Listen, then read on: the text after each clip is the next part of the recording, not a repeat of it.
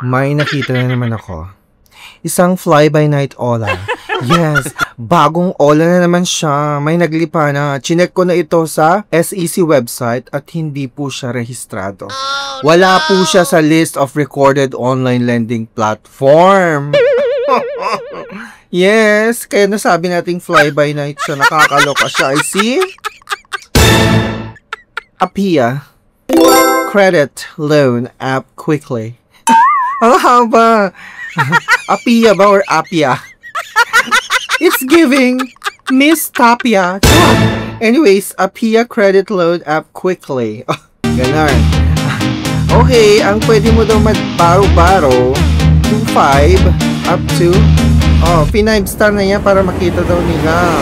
Tignan mo ng logo na to. Ba't gano'n? As you can see naman, di ba, ang weird ng kanyang logo. Oh, very greenish. Di ba? Tapos may black. Ano to? Anong ibig sabihin ng logo na yan? Nakakasyokot. Charot. So, ang weird naman ng logo na to. Ba't gano'n? Kasyokot. Apia Credit. Apia Credit. Oh, to be sure. So, Apia Credit yata yung short name niya. So, anyways, ang sabi dito, available lang siya sa sa App Store. Pero wag niyo i-download. Wag niyo i-download kasi hindi ko rin siya din-download. Ito himay-himayin lang natin para makita natin ang kaibuturan ng mga fly-by-night na to. Kakaloka. 4.7 daw ang kanyang rating.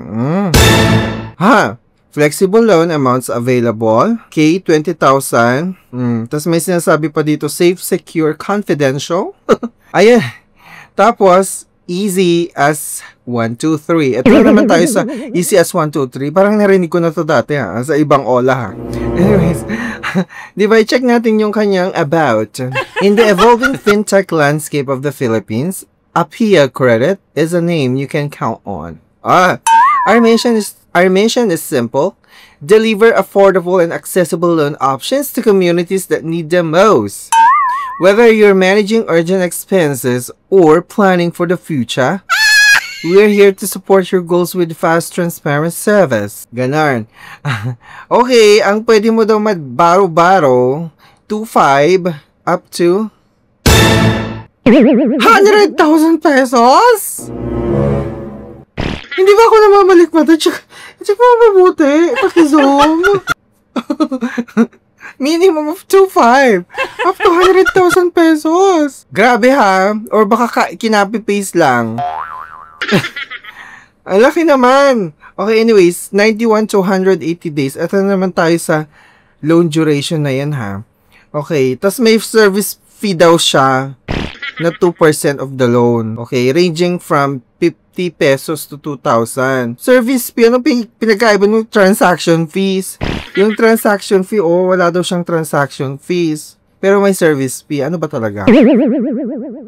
Okay, ito yung mga reviews ng mga nakapag-try na. Nakakalokon. Sabi dito, scam, harassment, 5-star for attention. P9 star na niya para makita daw nila. They will harass and contact everyone in your phone contacts, even if you did not declare as reference, because they have a total access in your phone. They are 100% iOS compatible, so they can easily hack your phone. Unfair rates and will harass before due date. May nagsabi pa dito, maganda siya, mabilis ka lang mag-fill up. Sana ma-approve ako sa loan for emergency. Tapos meron pa nagsabi, scam. Isang star. After paying on the first loan, they will reject the second loan application. Big interest as well. First loan, they sent 455 in my account. And 245 is the service fee. Hala! What?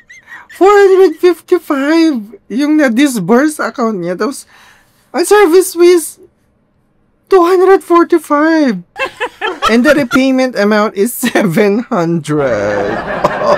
455 lang nakuha niya. When I tried to apply for the second loan, rejected na daw siya. Kakaloka! So, ayan yung mga sinasabi niya. Kaloka. So, dito, syempre, kailangan yun i-check tong app privacy na to. Ano ba yung permissions na tinatanong niya, di ba? So, dito, i-scroll down nyo lang ng konti. May app privacy na tinatawag. Okay? So, i-check nyo dyan. Ito yung mga permissions na kinukuha nila. Data used to track you daw, which is ID. Yung ID mo. Tapos, usage ng data mo.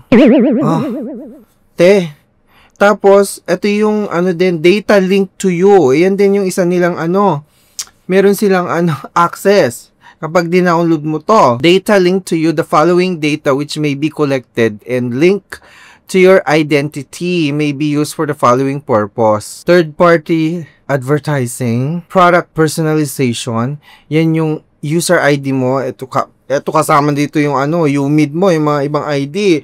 Tapos contact info, name at saka yung phone number nang nasa phone book mo, 'di ba?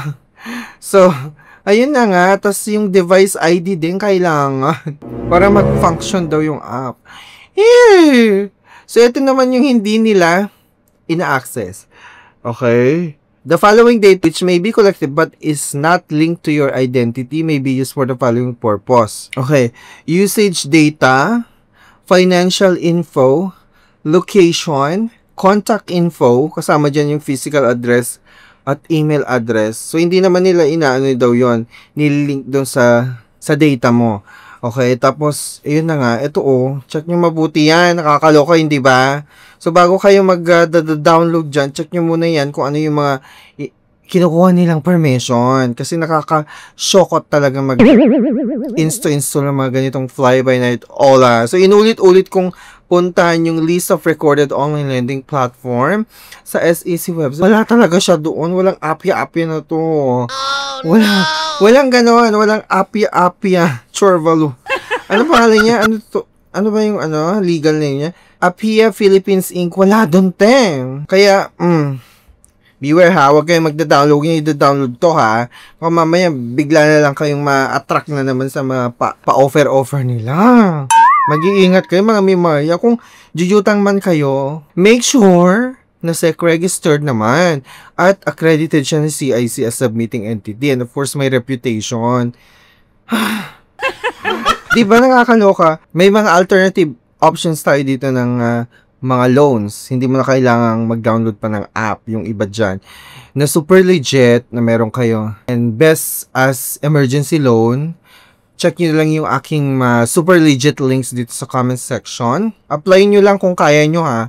Apply nyo lang kung alam nyo may inaasahan kayong pambayad. Kasi mahirap na uutang kayo tapos wala pala kayong inaasahang pang payment. Pagdating na ng due date, nakakaloka. Maging responsable po tayong jutangera. Kasi hindi po basta-basta ang pagjujutang. So, syempre, given na yan, no, hindi na, kapag umutang ka at na-finalize mo na, na-submit mo na and everything, given na yun na dapat alam mo na yung terms and conditions, nabasa mo lahat yung nilalaman ng terms and conditions na yan. So, basahin yung mabuti bago nyo applyan yung mga ina-applyan nyo ha, para hindi kayo magsisi sa bandang huli. But anyways, itong mga online loans na ito na recommended ko ay talaga naman subok na at hindi sila nang haharas. Yun yung maganda dito, hindi sila nang haharas and hindi mo kailangan ng app yung iba dyan. So, iwas scam at mas safe pa yun kasi hindi mo na kailangan mag-download pa ng app. But again, be a responsible jutangera. No.